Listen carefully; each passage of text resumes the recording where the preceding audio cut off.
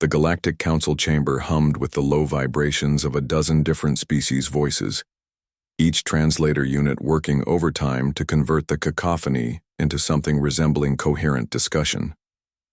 Ambassador Zethkri of the Hegemony raised his forearms for silence, his crystalline carapace catching the artificial light. "The matter is settled," he announced, his voice carrying the authority of someone accustomed to being obeyed.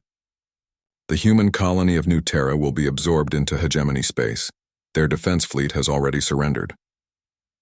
Murmurs of approval rippled through the assembly. The Veltar delegation clicked their mandibles in satisfaction, while the gas-form ethereals pulsed with pleased colors. Humanity, it seemed, had proven as weak as expected. "A predictable outcome," added Councillor Vexna, her serpentine form coiled around her speaking platform. The humans showed promise in their early expansion, but they lacked the warrior spirit necessary for true galactic power. Their military dissolved at the first sign of real opposition. Ambassador Chen Wei sat quietly in the human delegation section, her weathered face betraying nothing. She had seen this pattern before. Species after species underestimating humanity based on their most recent encounters. They saw the peaceful colonies, the diplomatic first contacts, the carefully measured responses to aggression. They missed what lay beneath. "Perhaps," Chen said, rising slowly, "you should reconsider." Zethkri's compound eyes focused on her, with what might have been amusement.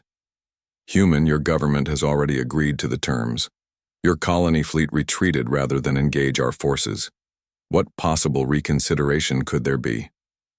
"You've encountered our explorers, our colonists, our diplomats," Chen replied, walking to the center of the chamber. "You've never met our warriors." The chamber erupted in what various species considered laughter. The hegemony had conquered 17 star systems in the past decade. Their military doctrine had been refined through centuries of successful campaigns. The idea that humanity possessed some hidden military capability seemed absurd. "I've reviewed your species' combat records," Vexna hissed. "Small-scale conflicts, brief wars, primitive weapons by galactic standards. You have nothing that could—" The chamber's main display suddenly flickered to life, showing the space around New Terra. What had been empty void 12 hours ago now swarmed with ships, thousands of them, emerging from hyperspace in perfect formation. But these weren't the sleek, efficient vessels of humanity's exploration fleets. These ships were scarred, patched, rebuilt. They bore the marks of countless battles and carried weapons that seemed almost crude by galactic standards. Kinetic projectiles, nuclear warheads, directed energy systems that belonged in military museums. "Those are museum pieces," Zethkri observed, though his voice carried less certainty now. "Ancient human vessels from your primitive conflicts." "Not ancient," Chen corrected. "Retired. There's a difference." The display zoomed in on one of the approaching vessels. Its hull was painted with symbols that made the translation system stutter. Unit designations, battle honors, victory tallies. Across its bow, in letters that seemed burned into the metal itself, were the words, USS Chosen Few. "Every human colony has them," Chen explained as more ships continued to arrive. "Men and women who fought in wars you've never heard of on worlds you can't pronounce. They came to the colonies to find peace, to build something new. They left their weapons behind, hung up their uniforms, learned to farm and teach and build." A communication request came through the chamber's systems. Chen accepted it, and suddenly the display showed the bridge of the lead vessel. An elderly human male sat in the captain's chair, his hair white but his eyes sharp as tungsten steel. Behind him, the bridge crew moved with the quiet efficiency of people who had done this before. "This is Admiral Martinez, commanding the new Terra Defense Force," the man said, his voice carrying across the chamber. "Hegemony Fleet, you are ordered to withdraw from our space immediately." Zethkri rose to his full height. "Human, you face a battle fleet of 200 vessels. Your antique ships number barely half that. Surrender now and—" "Son," Martinez interrupted, and despite the age in his voice, something in that single word made even the hegemony commander pause. "I've been killing things that wanted to hurt my people since before your species invented fire. I didn't come out of retirement to negotiate. The hegemony fleet moved first, their advanced ships accelerating toward the human formation. Their weapons, refined by centuries of galactic warfare, reached out across the void with deadly precision. The human ships didn't retreat. They didn't scatter.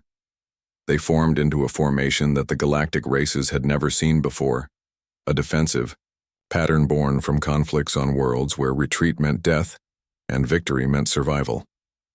What happened next lasted exactly 17 minutes. The humans fought like nothing the galaxy had ever witnessed. Their ancient kinetic weapons punched through shields designed to stop energy weapons.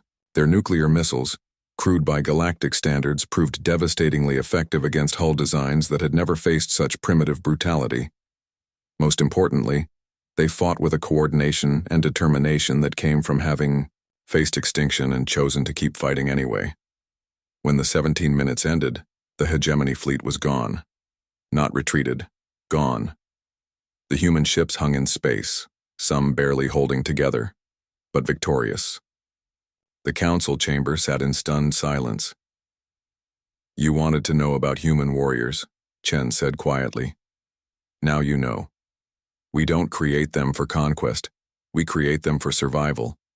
And when you threaten what they've built, what they've sacrificed for, what they've chosen to protect..."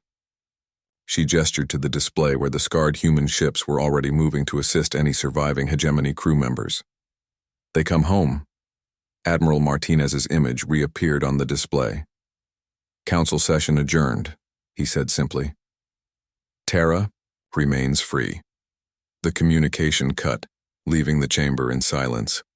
In the space around New Terra, ships bearing names like Normandy, Guadalcanal, and Gettysburg began their return to ports, where old warriors would once again hang up their uniforms and return to their peaceful lives, until the next time someone made the mistake of threatening their home.